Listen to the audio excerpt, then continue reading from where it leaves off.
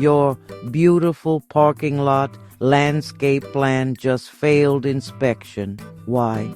The soil depth is 18 inches, but code requires 24 inches for tree health. This is one of the most common mistakes I see in commercial landscape design, and it creates problems that don't show up until 3 years after installation, when the trees start dying and the property owner is facing replacement requirements and mitigation fees. Here's the problem.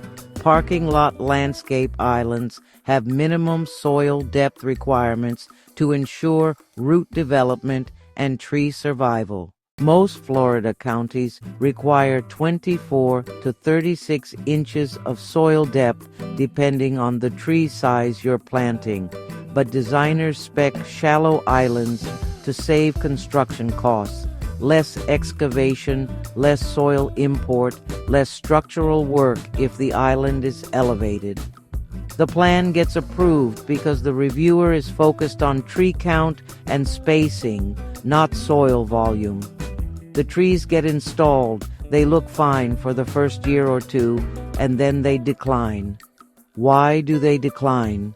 Because the root system can't develop properly in shallow soil.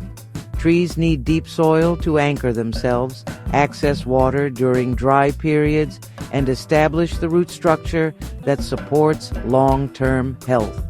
When you plant a tree in 18 inches of soil, the roots hit hardpan or compacted subgrade within months.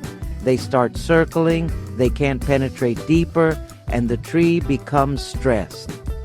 Add Florida's heat, inconsistent rainfall, and the reflective heat from surrounding asphalt, and you've created a hostile environment that no amount of irrigation can fix. Let me give you a real example. I worked on a shopping center project where the civil engineer designed parking lot islands with 18 inches of soil depth to minimize grading and reduce costs. The landscape architect specified live oaks and magnolia trees, both large canopy species. The plan was approved, the trees were installed, and for the first 2 years, everything looked fine. By year 3, the live oaks were showing signs of severe stress, sparse canopy, dieback, poor growth. By year 5, half of them were dead. The property owner had to remove and replace them, and because the original plan was approved with inadequate soil depth, the replacement triggered a mitigation review. The cost to fix the problem, remove dead trees, re-excavate the island, import proper soil depth, and replant was 3 times what it would have cost to do it right the first time. So what's the solution? First, check your county's specific soil depth requirements before you design the islands. Orange County requires 24 inches minimum for small trees and 36 inches for large canopy trees. Seminole County has similar standards. Some jurisdictions tie soil depth to the mature size of the tree. If you're planting a species that will reach 40 feet tall, you need deeper soil than if you're planting a 20-foot ornamental. You need to know these standards before you start coordinating with the civil engineer. Second, coordinate soil depth with your tree selection early in the design process. If the civil plan shows 18-inch islands because of site grading constraints, you need to work with the civil engineer to increase the island depth in specific locations where you need larger trees for code compliance or aesthetic impact. This is a conversation that needs to happen during schematic design, not during construction documents when it's too late to adjust grading. Third, consider soil quality, not just depth. Even if you meet the minimum depth requirement, compacted fill or poor quality soil won't support healthy root development. Specify soil mix standards in your planting notes. Organic content, drainage characteristics, pH range. If the island is going to be surrounded by asphalt and concrete, that soil is going to take a beating from compaction, heat, and limited water infiltration.